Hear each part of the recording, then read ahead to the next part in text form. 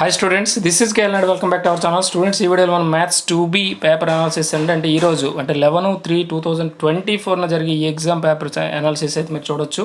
ఇందులో మీకు 2 marks with solutions కూడా ఉంటుంది. ఇది ఏపీ పేపర్ అండి. సో ఖచ్చితంగా అయితే వీడియోకి ఒక లైక్ ఇవ్వడం మర్చిపోవద్దు. ఓకేనా? లైక్ ఇస్తే మీలా నెంబర్ ఆఫ్ స్టూడెంట్స్కి రీచ్ అవుతుంది. మరి వీడియోలోకి వెళ్దాం.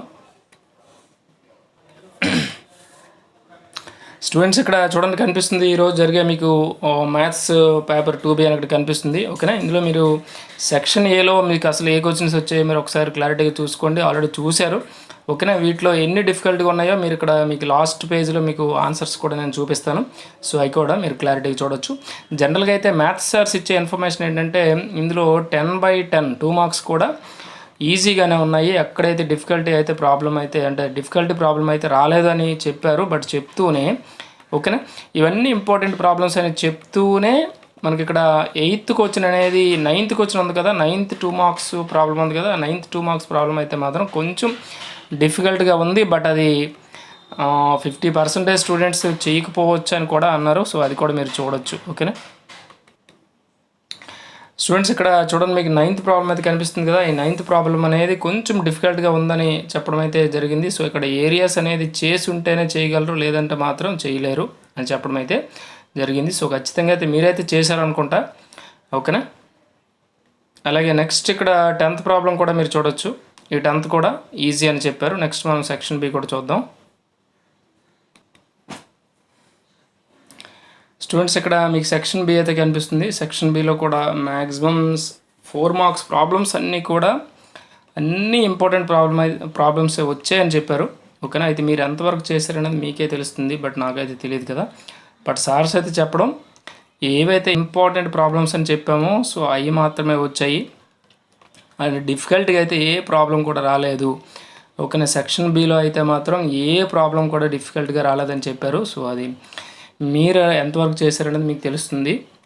ఓకేనా?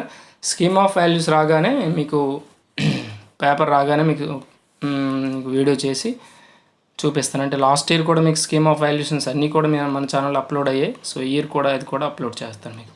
ఓకేనా? అలాగే నెక్స్ట్ ఇప్పుడు సెక్షన్ సి కూడా చూద్దాం.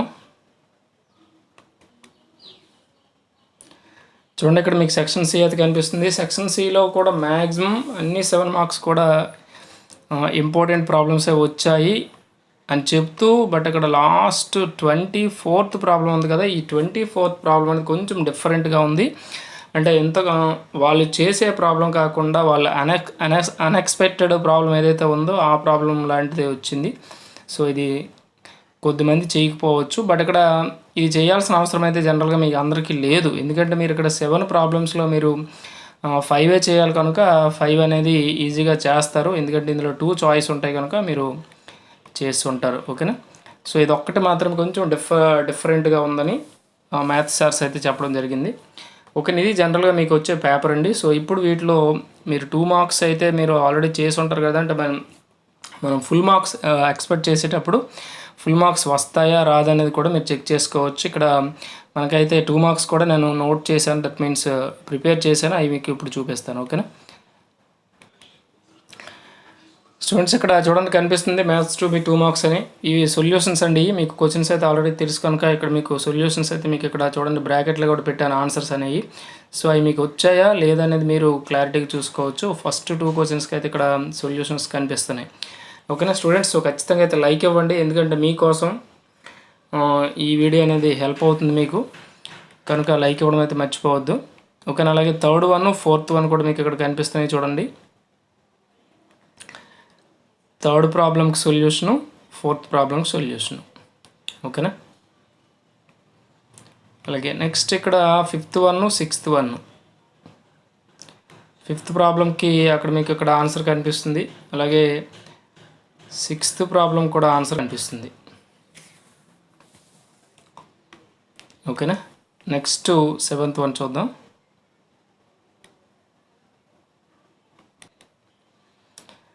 ఇక్కడ చూడండి మీకు 7th 1 ప్రాబ్లం సొల్యూషన్ అయితే కనిపిస్తుంది. ఇక్కడ మీకు ఆన్సర్ tan x + c అనేది కనిపిస్తుంది. అది మీకు వచ్చిందో లేదో చెక్ చేసుకోండి. అలాగే ఇక్కడ 8th 1 తీసుకుంటే అక్కడ మీకు 16/315 రావాలి.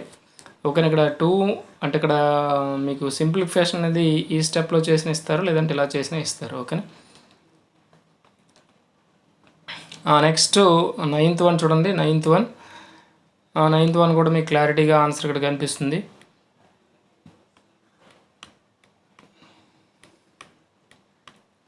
ఓకేనా. దీని యొక్క ఆన్సర్ 32/3 స్క్వేర్ యూనిట్స్ అనేది మీకు ఆన్సర్ వస్తుంది. అలాగే 10th వన్ కూడా మీకు క్లియర్గా అయితే ఇక్కడ సొల్యూషన్ చూపించాను చూడండి. 10th వన్ కూడా సొల్యూషన్ ఇదండి. సో మరి క్లారిటీగా అయితే మీకు ఆన్సర్స్ అయితే నేను చూపించాను. సో స్టూడెంట్స్ ఖచ్చితంగా అయితే లైక్ ఇవ్వడం మర్చిపోవద్దు. అలాగే మన ఛానల్ కానీ మీరు ఫస్ట్ టైం చూస్తే సబ్స్క్రైబ్ చేసుకుని బెల్ ఐకాన్ క్లిక్ చేయండి. Thank you for watching.